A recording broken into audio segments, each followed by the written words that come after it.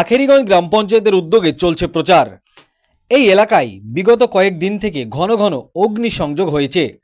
আখেরিগঞ্জ গ্রাম পঞ্চায়েতের নির্মলচরে একটা বাড়ি, বেনিপুর গ্রামের 9টি বাড়ি এবং হুড়শি, রানীনগর ও রানীতলা এলাকায় বেশ কয়েকটি অগ্নিসংযোগের ঘটনা ঘটেছে। সেই কথা মাথায় রেখে আখেরিগঞ্জ গ্রাম পঞ্চায়েতের প্রধান শাহিন শেখ এর উদ্যোগে চলছে প্রচার।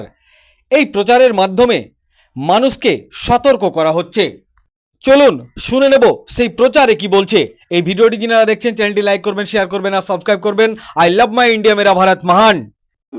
এই এলাকার সকল সম্মানীয় জনগণকে জানানো যাচ্ছে, আমাদের এই এলাকায় ঘন ঘন অগ্নি সংযোগ ঘটছে।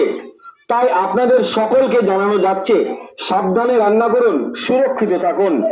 সকল মা বোনেদেরকে বলা হচ্ছে, রান্না করার সময় আপনারা আপনার রান্নার সামগ্রীর সাথে সাথে কমপক্ষে 4 থেকে 5 বালতি বা কলসিতে করে পানীয় জল রাখুন এবং গরু কিংবা মহিষ বা ছাগলের ঘরে সানজাল দেওয়ার সময় যতক্ষণ সানজাল জ্বলছে ততক্ষণ জেগে থাকুন।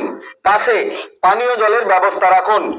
এছাড়াও বাজারে, রাস্তাঘাটে, মোড়ে মোড়ে, বাড়ির কানটায় বিড়ি সিগারেট যারা খাচ্ছেন, বিড়ি বা সিগারেটের মোথাটা ভালো করে পা দিয়ে চেপে নিভিয়ে ফেলুন।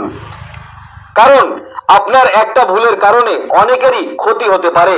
তাই সকল মা বোনেরা, ভাইরা সবসময় সাবধান ও সজাগ থাকুন, নিরাপদে থাকুন। প্রচারের জন্য আখেরিগঞ্জ গ্রাম পঞ্চায়েত।